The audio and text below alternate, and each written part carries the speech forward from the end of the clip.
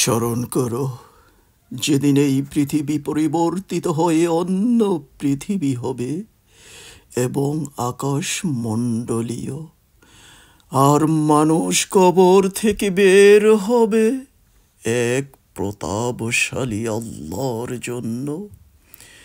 সেদিন তুমি অপরাধীদেরকে দেখবে শিকল দ্বারা বাঁধা অবস্থায়।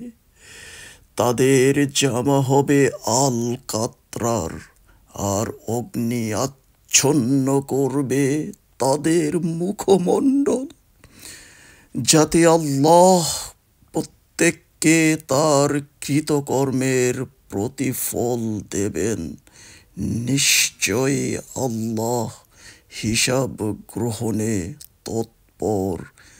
সূরা ইব্রাহিম ৪৮ থেকে ৫১।